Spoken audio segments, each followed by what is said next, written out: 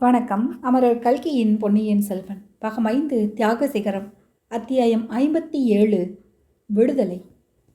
வந்தியத்தேவன் சிறிது நேரம் வாசற்படி அருகில் கவலையுடன் தயங்கி நின்றான். புலிகளை பார்த்த வண்ணம் மீசையில் கையை வைத்து முறுக்கிக் கொண்டு நின்ற காவலன் மீது பாய்ந்து அவனை தீர்த்து கட்டிவிட்டு மேலே போகலாமா என்று ஒரு கணம் யோசித்தான்.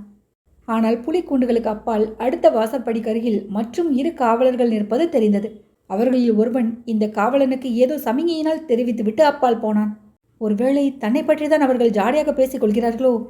இந்த காவலனை தாக்கி வீழ்த்துவிட்டு போனாலும் அப்பால் இது போன்ற பல வாசற்படிகளும் அவற்றில் காவலர்களும் இருப்பார்கள் அல்லவா? அவர்களை எல்லாம் சமாளித்துவிட்டு தப்பிச் செல்ல முடியுமா? அதை காட்டிலும் ஒரே பாய்ச்சலாக பாய்ந்து சென்று புலி கூண்டுகளை திறந்துவிட்டால் என்ன? அப்போது ஏற்படக்கூடிய குழப்பத்தில் தப்பிச் செல்வது எளிதாக இருக்கும் அல்லவா? இப்படி அவன் எண்ணிய போது காவலன், ஓஹோ, தப்பித்துக் கொள்ளலாம் என்று பார்க்கிறாயோ என்று கூறியதை கேட்டு வந்தியத்தேவன் ஒரு கணம் திடுக்கிட்டான். புலிகளில் ஒன்று உருமியது. அட நாயே, சும்மா கெட என்று அதட்டினான் காவல்காரன். அவன் புலியுடன் பேசுகிறான் என்று அறிந்ததும் வந்தியத்தேவன் சிரித்தான். காவல்காரன் திரும்பி பார்த்தான். பின்னே பாருங்கய்யா, இந்த புலி என்னை மிரட்ட பார்க்கிறது. இது மாதிரி எத்தனையோ புலிகளை நான் பார்த்திருக்கிறேன். இந்த சிங்கத்திடம் அதன் ஜம்பம் சாயாது என்று கூறி மறுபடியும் மீசையை முறுக்கினான். வந்தியத்தேவன், கூண்டுக்குள் இருக்கும் வரையில் புலியும் எலியும் ஒன்றுதான், அதன் ஜம்பம் எப்படி சாயும் என்று சொல்லிவிட்டு கையில் இருந்த பெரிய வேளாரின் இலச்சினியை காட்டினான். போங்கய்யா போங்க, முதன் மந்திரியின் ஆட்கள் வாசலிலேயே உங்களுக்காக காத்திருக்கிறார்களாம், சீக்கிரம் போங்க என்று கூறிவிட்டு அவர்கள் வந்த பக்கத்தை நோக்கி, அடே பைத்தியக்காரா, சும்மா இருக்க மாட்ட என்று கூவினான். அச்சமயம் வந்தியத்தேவன் பைத்தியக்காரனின் கையை பிடித்து கொண்டிருந்தான். அவன் கை நடுங்குவதை தெரிந்து கொண்டு கையை இறுக பிடித்து தைரியப்படுத்தினான். பிறகு காவல்காரனை தாண்டி இருவரும் முன்னால் சென்றார்கள். விடுதலை வேண்டுமா? விடுதலை. எல்லோரையும் விடுதலை செய்துவிட்டால் பிறகு எங்கள் பிழைப்பு என்னாகிறது என்று காவலன் கூறியது அவர்கள் காதில் விழுந்தது. வந்தியத்தேவன் எவ்வளவோ துணிவுள்ளவனாய் இருந்தாலும் அச்சமயம் அவன் நெஞ்சம் பக் பக் என்று அடித்து கொண்டிருந்தது. வாசலில் முதன் மந்திரியின் நாட்கள் காத்து கொண்டிருப்பதாக காவலன் சொன்னது அவன் மனதில் நன்கு பதிந்திருந்தது. சிறைக்குள்ளே இருட்டாயிருக்கிறது. அதனால் இங்குள்ள காவலர்களை எளிதில் ஏமாற்றி விட்டு செல்லலாம். வெளியில் வெளிச்சமாய் இருக்குமே. முதன் மந்திரியின் மனிதர்கள் இந்த ஆள் மாறாட்டத்தை கண்டுபிடித்து விட்டால் என்ன செய்கிறது? ஆயினும் பார்க்கலாம் ஒரு கை. எதற்கும் தயாராக இருக்க வேண்டியதுதான். நல்ல வேளை இந்த பைத்தியக்காரனும் கெட்டிக்கார பைத்தியக்காரனாய் இருக்கிறான். சமயத்தில் கை கொடுப்பான். பாதாள சிறையின் பல வாசல்களையும் கடந்த பிறகு தங்க நாணய வார்ப்பட சாலையின் வாசல்களையும் கடந்து அவர்கள் விரைந்து சென்றார்கள். ஆங்காங்கே இருந்த காவலர்கள் அவர்களிடமிருந்த வேளாரின் இலச்சனையை பார்த்ததும் ஒதுங்கி வழிவிட்டார்கள். இவர்களை யாரும் சந்தேகிக்கவும் இல்லை, உற்று பார்க்கவும் இல்லை. போகும்போதே வந்தியத்தேவன் பரபரப்புடன் யோசித்து ஒரு திட்டம் போட்டுக்கொண்டான். நீண்ட அறை ஒன்றில் அவர்கள் போய்கொண்டிருந்த போது அவனுடைய துணைவன் காதில், நீ முதன் மந்திரியின் வீட்டுக்கு போகப் போகிறாயா, என்னுடன் வருகிறாயா என்று கேட்டான். முதன் மந்திரியின் வீட்டுக்கு போனால் மீண்டும் பாதாள சிறைதான். உன்னுடனேயே வருகிறேன். நீ எங்கே போவதாக உத்தேசம் என்றான். கடவுள் அருள் இருந்தால் ஈழ நாட்டுக்கே போய்விடலாம். முதன் மந்திரியின் ஆட்களுக்கு முன்னால் நீ என்னை பினாகபாணி என்று கூப்பிடு. உன் பெயர் என்ன? பைத்தியக்காரன்.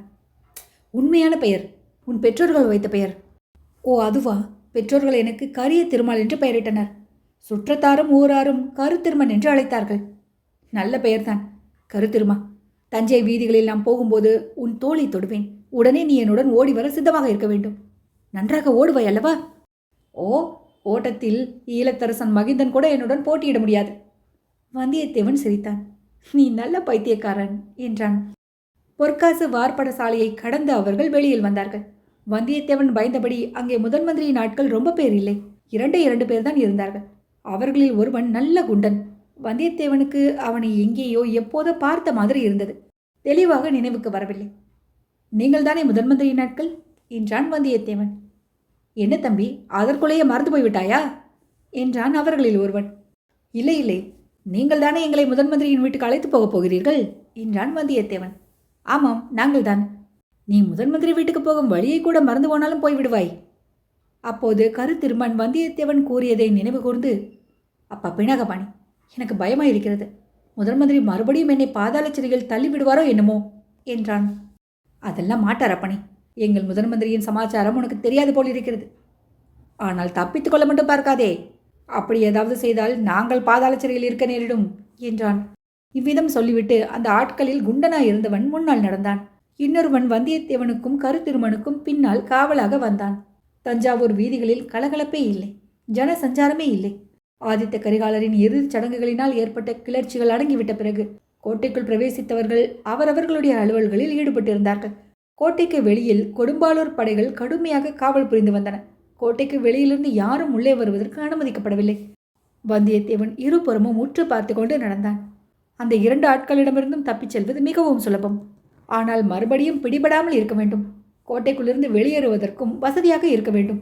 இந்த எண்ணத்தினால் வந்தியத்தேவன் வீதியின் இரு பக்கங்களையும் உற்று உற்று பார்த்து கொண்டு நடந்தான். பெரிய பழுவேட்டரையருடைய அரண்மனை வாசலை தாண்டி சென்றதும் வந்தியத்தேவனுடைய பரபரப்பு அதிகமானது. அடுத்தாற்போல் அந்த சந்து வரப்போகிறது. முன்னொரு தடவை தான் சின்ன பழுவேட்டரையரின் ஆட்களிடமிருந்து தப்பி ஓடிச் சென்ற சந்துதான். அதைத்தான் அவனும் எதிர்பார்த்து கொண்டிருந்தான். வளைந்து வளைந்து சென்ற அச்சந்தில் மூளை முடுக்குகள் அதிகம். 2 புறமும் தோட்ட சுவர்கள், சுவர்களின் மேலாக வெளியில் தாழ்ந்து தொங்கிய மரங்கள். அங்கேதான் இவர்களிடமிருந்து தப்பி ஓடினாலும் ஓடலாம். முன் போலவே பெரிய பழுவேட்டரையருடைய மாளிகை தோட்டத்துக்குள் குதிக்கலாம். அங்கே குதித்துவிட்டால் அடர்ந்த மரங்களுக்கிடையில் ஒளிந்து கொள்வது வசதியாயிருக்கும்.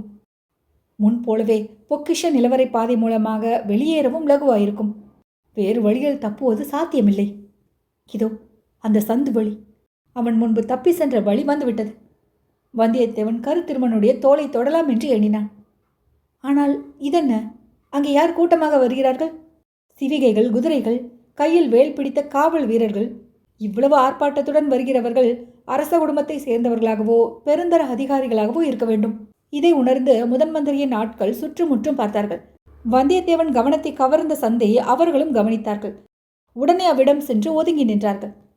தாங்கள் அழைத்து வந்த இருவரையும் தங்களுக்கு பின்னால் நிறுத்தி பிறர் அறியா வண்ணம் அவர்களை மறைத்து கொண்டு நின்றார்கள். எதிரில் கூட்டமாக வந்தவர்கள் விரைவில் அந்த இடத்தை அடைந்து அவர்களை தாண்டி சென்றார்கள். முன்னால் வேல் பிடித்த வீரர்கள் சிலர், பிறகு 3 கம்பீரமான வெண் புறவிகளின் பேரில் மலையமானும் கொடும்பாளூர் வேளாரும், அவர்களுக்கு நடுவில் ஒருவரும் வந்தனர். நடுவில் வந்தவர் பொன்னியின் செல்வர் என்பதை வந்தியத்தேவன் கண்டான். எவ்வளவு சமீபத்தில் இருக்கிறார், ஆனாலும் எவ்வளவு தூரமாக போய்விட்டார். ஒரு கணம் வந்தியத்தேவன் எண்ணினான், காவலர்களை மீறி ஓடிச் சென்று அவர் முன்னால் போய் நிற்கலாமா என்று. உடனே அந்த கருத்தை மாற்றிக்கொண்டான். தமையனை கொன்றதாக குற்றம் சாட்டப்பட்டவனுக்கு பொன்னியின் செல்வர் தான் எப்படி கருணை காட்ட முடியும், அல்லது சிநேக உரிமை கொண்டாட முடியும்? தன்னை பார்த்ததும் அவர் அருவருப்படைந்தாலும் அடையலாம். பக்கத்தில் உள்ள மலையமானும் வேளாரும் என்ன செய்வார்கள் என்று சொல்ல முடியாது. இதற்குள் அவர்களுக்கு பின்னால் வந்த சிவிகைகளின் மீது வந்தியத்தேவன் கவனம் சென்றது. இளைய பிராட்டி குந்தவை, கொடும்பாளூர் இளவரசி வானதி, சம்பூரையர் மகள் மணிமேகலை. வந்தியத்தேவனுடைய நெஞ்சு படாத பாடுபட்டு விம்மி துடித்தது. வேறு எந்த சந்தர்ப்பமாய் இருந்தாலும் இந்த 3 பெண்மணிகளில் எவரையும் அணுகி உதவி கோரலாம். அவர்களும் மனமுவந்து உதவி செய்வார்கள். ஆனால் இப்போது ஆதித்த கரிகாலனை வஞ்சக துரோகம் செய்து கொன்றவனை பார்த்தால் இளைய பிராட்டியும் வானதியும் எத்தனை அருவறுப்பு கொள்வார்கள். போகட்டும், இந்த பேதை பெண் மணிமேகலையை இவர்கள் தங்களுடன் சேர்த்து கொண்டிருக்கிறார்களே, அதற்காக மகிழ்ச்சி அடைய வேண்டியதுதான். மணிமேகலை இவர்களிடம் கடம்பூரில் நடந்ததை எல்லாம் சொல்லியிருப்பாளா? தன்னை தப்புவிப்பதற்காக நான் தான் கொன்றேன் என்று சொன்னாலே, அம்மாதிரி இவர்களிடமும் சொல்லியிருப்பாளா?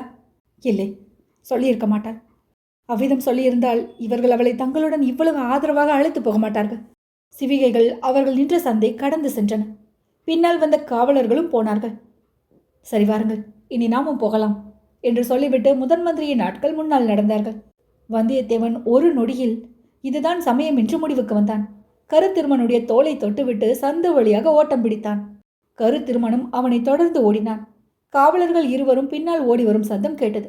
சிறிது நேரம் வரையில் திரும்பி கூட பார்க்காமல் இருவரும் ஓடினார்கள். முதலில் கருத்திருமன் திரும்பி பார்த்தான். ஒருவன் பின்தங்கிவிட்டான், ஒருவன் தான் ஓடி வருகிறான் என்றான். வந்தியத்தேவனும் திரும்பி பார்த்து குண்டன் பின்தங்கி விட்டதை அறிந்தான். ஒருவனாய் இருந்தாலும் அவனுடன் நின்று சண்டை பிடிக்க பார்ப்பது அறிவுடைமையாகாது. ஆகையால் கருத்திருமனுக்கு சமிகை காட்டிவிட்டு மேலே ஓடினான். முன்னொரு தடவை அவன் மதில் சுவர் ஏறி குதித்த அதே இடத்தை அடைந்த பிறகுதான் நின்றான். முறிந்து வளைந்திருந்த கிளை அப்படியே இன்னும் இருந்தது. அதை பிடித்து தாவி சுவர் மீது ஏறிக்கொண்டான். கருத்திருமனையும் கையை பிடித்து தூக்கி ஏற்றிவிட்டான். இருவருமாக முறிந்து மடிந்திருந்த அந்த மரக்கிளையை சிறிது ஆட்டி துண்டித்தார்கள். பின்தொடர்ந்து வந்த ஆள் அருகில் வந்ததும் அவன் பேரில் தள்ளினார்கள். மரக்கிளை அவன் பேரில் விழுந்ததா என்பதை கூட கவனியாமல் சுவர் மேலிருந்து தோட்டத்தில் குதித்தார்கள். அடர்ந்த மரங்கள், புதர்கள் இவற்றினிடையே புகுந்து சென்று மறைந்து கொண்டு நின்று சுவரை குறிவைத்து பார்த்து கொண்டிருந்தார்கள்.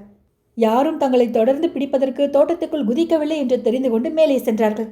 வா, தப்பி பிழைத்தோம் என்றான் வந்தியத்தேவன். இதற்குள் என்ன ஆகிவிட்டது? கோட்டைக்கு வெளியே போவது எப்படி என்றான் கருத்திருமன். அதற்கு வழி இருக்கிறது, கொஞ்சம் பொறுமையாயிரு.